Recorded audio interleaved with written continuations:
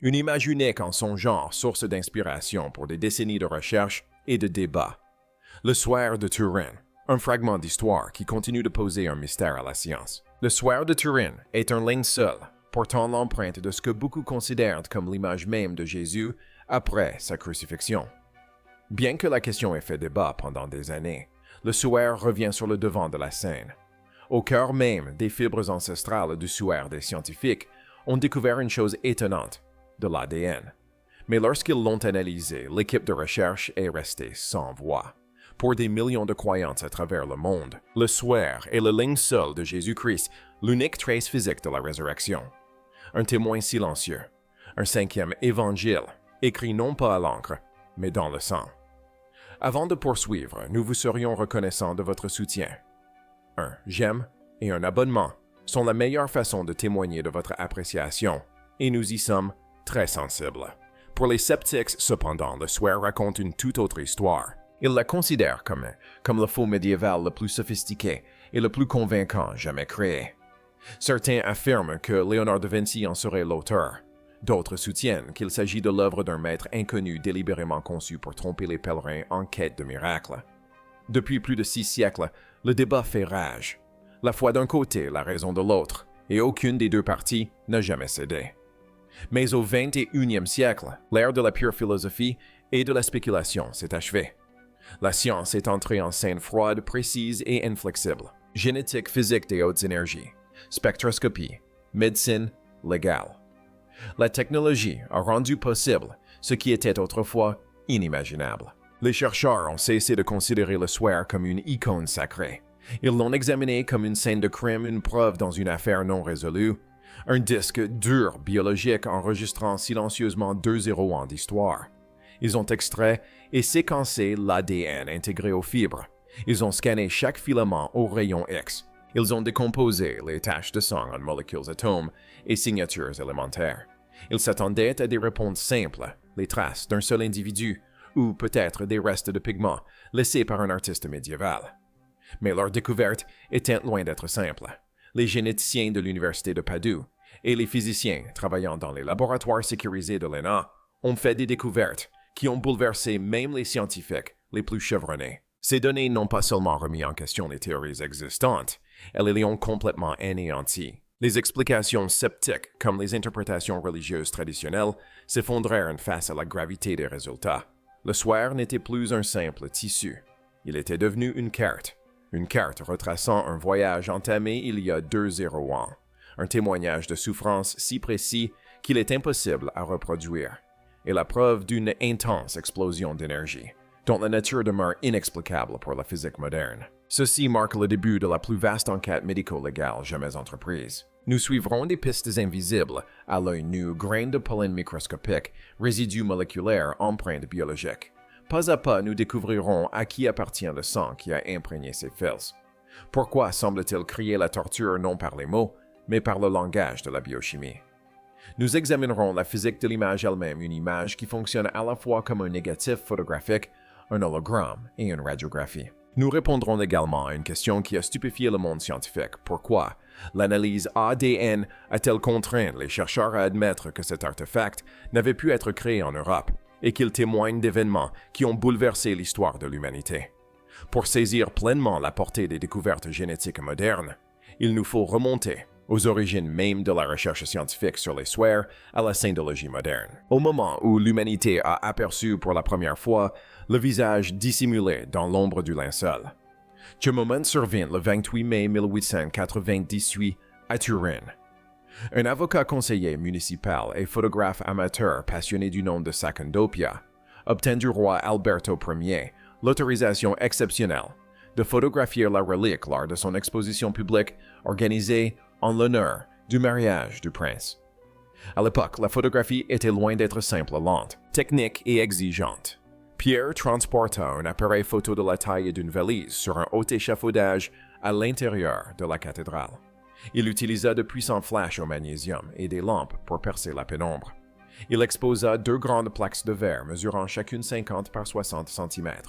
Tard dans la nuit seul, dans sa chambre noire éclairée seulement par la faible lueur d'une lanterne rouge, Pia plongea l'une des plaques dans un bain de révélateur. Et alors, le miracle se produisit. Alors que l'image commençait à apparaître sur la vitre, Pierre faillit laisser tomber le négatif inestimable sous le choc. Ce qu'il voyait lui paraissait irréel, presque surnaturel.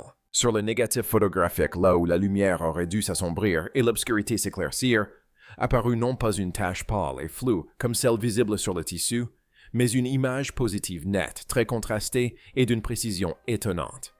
Un visage les yeux enfoncés et clos, le nez cassé, une moustache et une barbe fourchue, une ecchymose sur la joue droite. Pour la première fois, la silhouette dissimulée sous le lin n'était plus une ombre. C'était un homme. Son visage arborait une expression majestueuse, calme et autoritaire.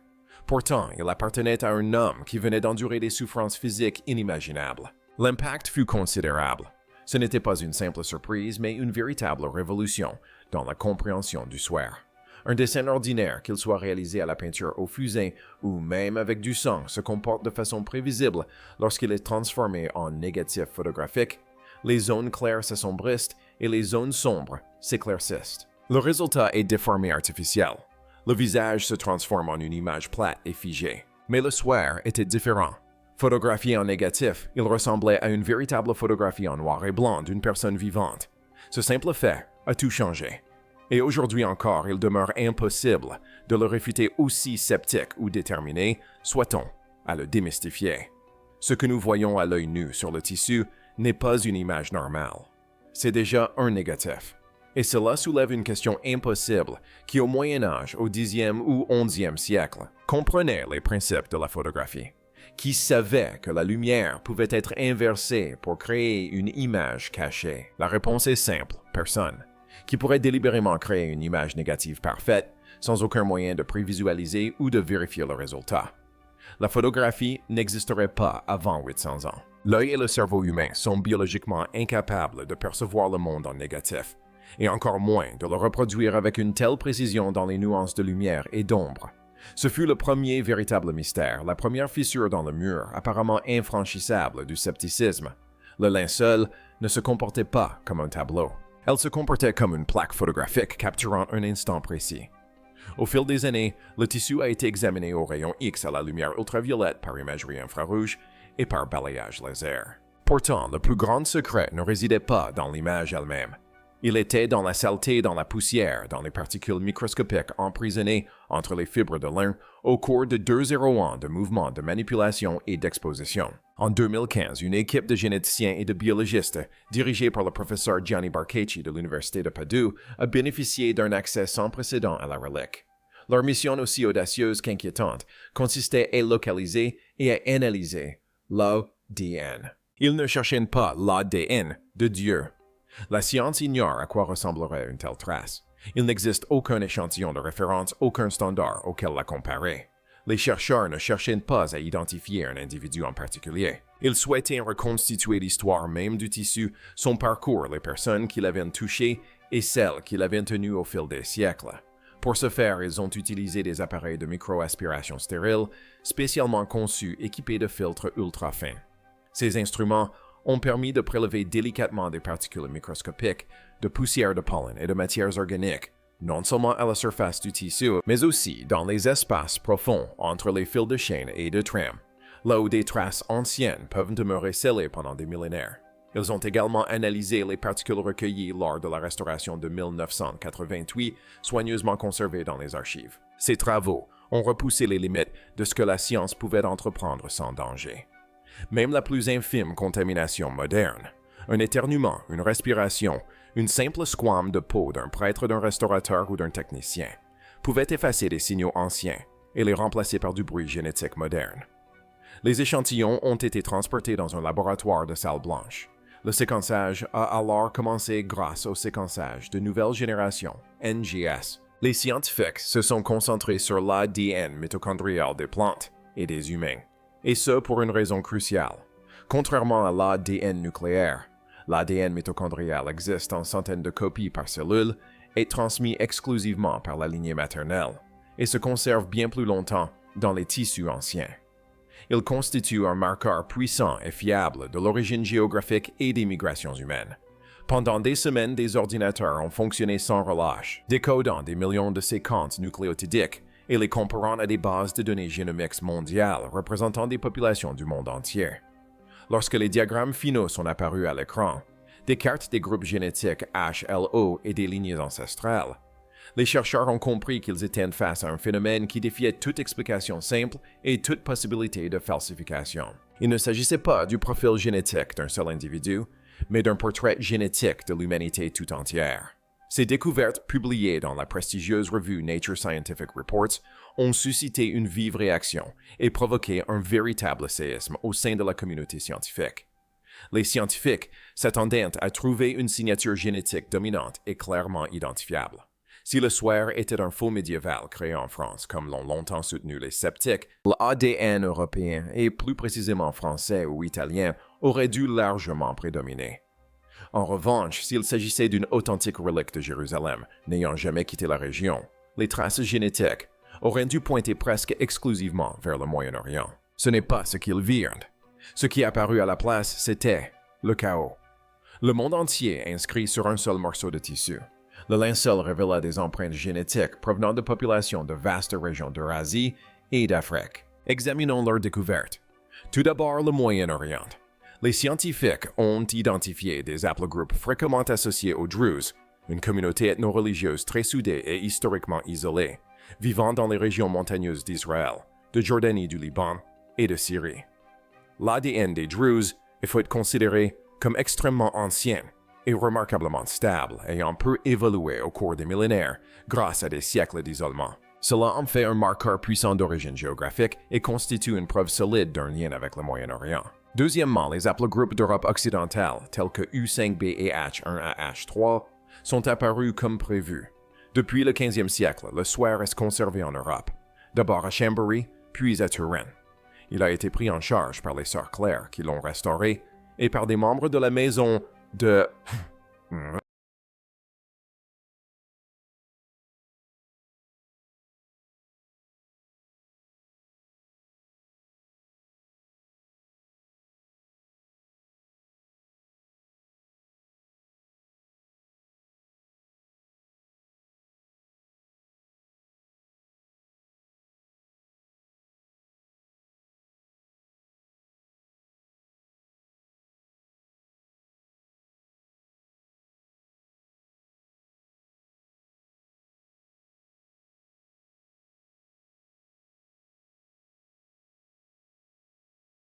Le Savoie qui en était propriétaire et d'innombrables pèlerins européens au fil des siècles. Troisièmement, l'Afrique du Nord et de l'Est. L'aplogroupe L3C1A1 est apparu indiquant des régions comme l'Égypte et l'Éthiopie.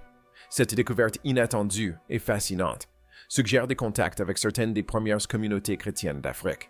Quatrièmement, l'Asie du Sud. Les haplogroupes M39, M56 et R8 sont apparus. Il s'agit de marqueurs génétiques typiques du sous-continent indien. Plus étonnant encore, des traces provenant d'Asie de l'Est ont été détectées. Des haplogroupes tels que D4 et G2A associés à la Chine étaient présents. La Chine, l'Inde, l'Afrique, l'Europe, le Moyen-Orient, tout cela codé dans un tissu ancien. Comment cela était-il possible? Si le SWER était un faux créé dans la cave humide d'une abbaye française vers 1350, comment expliquer la présence de traces d'ADN chinois et indiens? Au Moyen Âge, la mondialisation n'existait pas.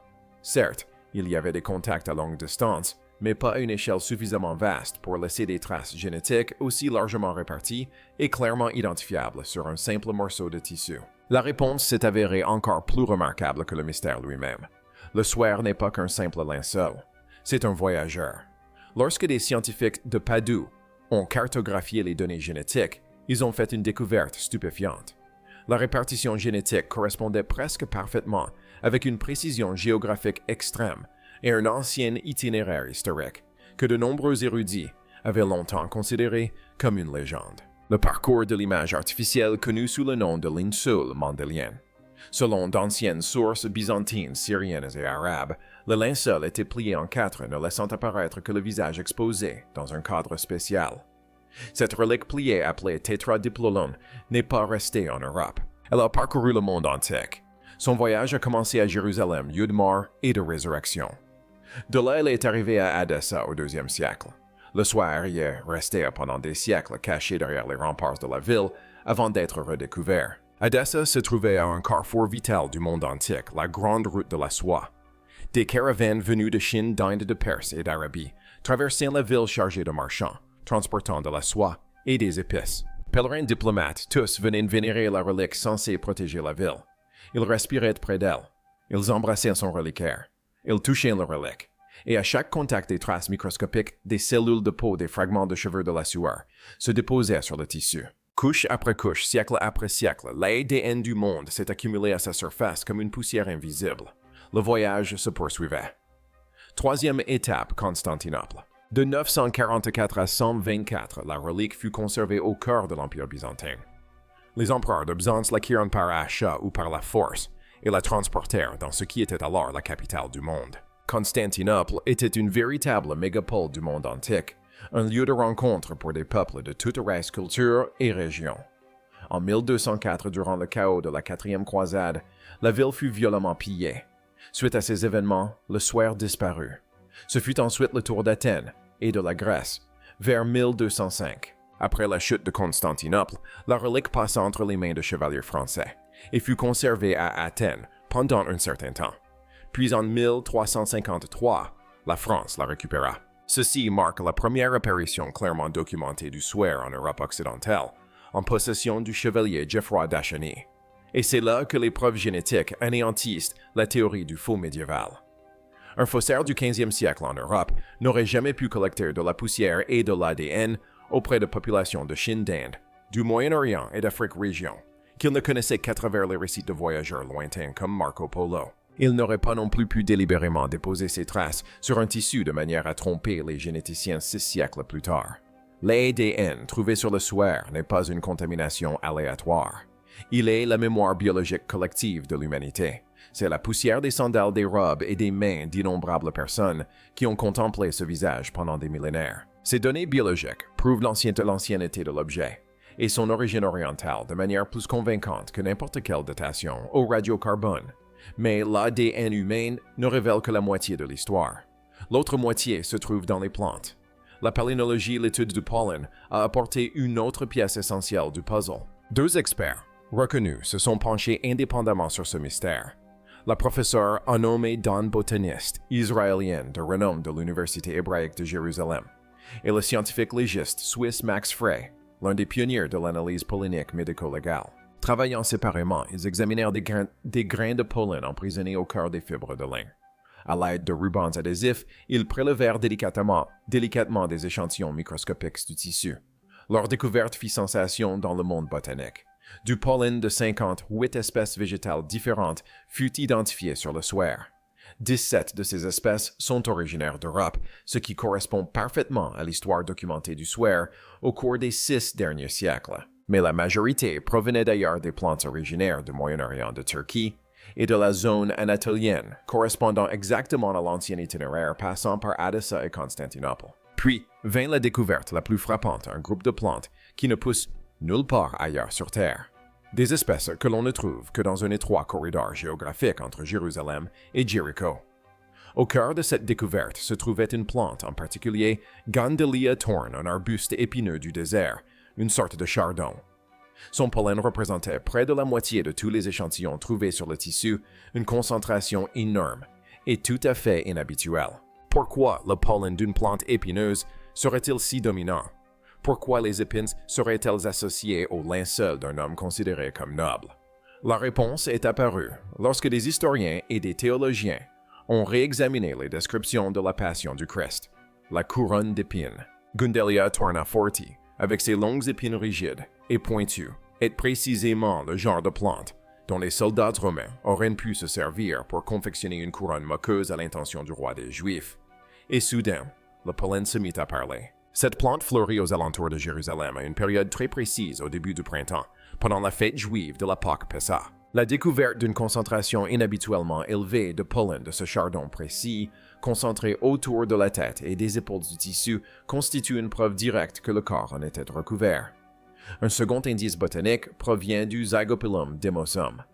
Cette plante est endémique d'une région très restreinte, ne poussant que dans le désert de Judée et certaines parties de la péninsule du Sinaï. Son pollen a également été retrouvé en quantité significative sur le tissu.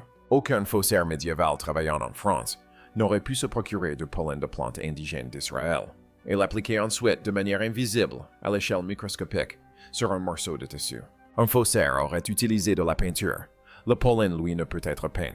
Il agit comme un sceau invisible laissé sur les lieux du crime, une sorte d'empreinte digitale géographique impossible à falsifier. Pendant de nombreuses années, notamment au 19e siècle, période marquée par un rationalisme exacerbé, les sceptiques ont soutenu que les marques rougeâtres sur le suaire n'étaient que des pigments ocre cinéabre ou tempéra mélangés à de la gélatine. Cette affirmation a été réfutée en 2017. Une équipe de chercheurs italiens dirigée par le professeur Giulio Fanti de l'Université de Padoue et travaillant en collaboration avec des médecins d'un hôpital de Trieste a examiné les taches à l'aide de la microscopie électronique à transmission et de la spectroscopie Raman. En analysant le matériau à l'échelle nanométrique, ils ont vu non pas du pigment, mais du sang, le groupe sanguin humain. Et B est l'un des plus rares. Pourtant, il apparaît fréquemment sur d'anciennes reliques chrétiennes, notamment le suaire d'Oviedo. Mais il ne s'agissait pas du sang d'une personne en bonne santé. Des scientifiques y ont identifié des nanoparticules de créatinine et de ferritine liées à l'hémoglobine. De telles concentrations extrêmes n'apparaissent que dans une seule condition, un traumatisme mortel, grave. Une torture prolongée, accompagnée de déshydratation et de lésions musculaires massives. Lorsque les tissus musculaires sont détruits par des coups répétés, un processus appelé rhabdomyolèse, la créatinine inondait le sang en grande quantité, et le sang sur le linge en témoigne précisément. C'est un cri biochimique de douleur. L'analyse a révélé que l'homme enveloppé dans ce linge n'est pas simplement mort. Il a été battu à mort dans un état déjà incompatible avec la vie avant même le début de la crucifixion. Cela correspond parfaitement au récit des évangiles concernant les flagellations romaines pratiquées avec des fouettes de cuir lestées de plomb. Le corps porte les traces de plus de 100 coups. La composition chimique du sang révèle une souffrance qu'aucun pinceau ne saurait reproduire. Un artiste peut peindre l'apparence d'une blessure, mais aucun ne peut imiter la signature biochimique d'un corps ayant subi un traumatisme extrême, polytraumatisme, insuffisance rénale et choc hypoalmique. Un autre mystère persistant concernait la couleur du sang. Les taches sur le tissu apparaissent rouges. Normalement, le sang ancien devient brun foncé ou noir avec le temps, mais l'analyse scientifique a révélé des taux anormalement élevés de bilirubine, une substance libérée par le foie lors d'un stress extrême et d'un traumatisme grave. Bilirubine conserve la coloration rouge du sang pendant des siècles. Le sang d'un homme torturé reste rouge. Il ne s'agit pas de mysticisme, mais de réaction biochimique face à un stress extrême. À ce stade, nombreux sont ceux qui se posent net la même question. Qu'en est-il de la fameuse datation au radiocarbone? En 1988, les tests au radiocarbone semblaient avoir tranché le débat une fois pour toutes. 3 des plus grands laboratoires au monde, Oxford, Zurich et Arizona, ont annoncé leurs résultats avec un niveau de confiance de 95%. Selon leurs mesures, le tissu datait de la période comprise entre 1260 et 1390. Le Moyen Âge, un faux. Le monde a accepté le verdict. Même l'Église a pris ses distances, qualifiant le suaire de cône plutôt que de relique. Mais la science est en perpétuelle évolution. 30 ans plus tard, les chercheurs ont identifié l'endroit où l'erreur fatale avait été commise. L'erreur ne résidait pas dans la technologie, mais dans le choix humain de l'échantillon. En 1988, un minuscule morceau de tissu pas plus grand qu'un timbre-poste fut prélevé sur le bord même du suaire. Ce coin avait été manipulé d'innombrables fois au cours des siècles, touché par les évêques et les cardinaux, lors des expositions publiques sur sebum sire de bougie bactéries. Bougie. Ce bord était plus contaminé et usé que toute autre partie du tissu. Des recherches complémentaires menées par le chimiste Ray Rogers de Los Alamos ont révélé un problème encore plus grave. Ce coin avait été réparé avec une telle habileté au Moyen Âge que la réparation était passée inaperçue. L'échantillon n'était pas représentatif du suaire dans son ensemble. Et c'est avec cette prise de conscience que les certitudes de 1988 commencèrent à s'effriter. Les moines français qui restaurèrent le suaire n'eurent pas recours à la technique moderne du raccommodage invisible. Ils renforcèrent plutôt le bord abîmé en y tissant de nouveaux fils de coton soigneusement teints pour correspondre à la couleur du lin ancien. Plus tard, L'analyse chimique de l'échantillon prélevé et testé en 1988 a révélé la présence de fibres de coton. Ce seul fait a immédiatement alerté. Le corps principal du swear ne contient pas de coton. Il est entièrement en lin. Pour dissimuler la réparation, les fils de coton ont été teints à la lazarine afin de se fondre dans le tissu d'origine et de la gomme arabique a été utilisé comme liant. Autrement dit, le matériau testé en 1988 n'était pas du tissu original.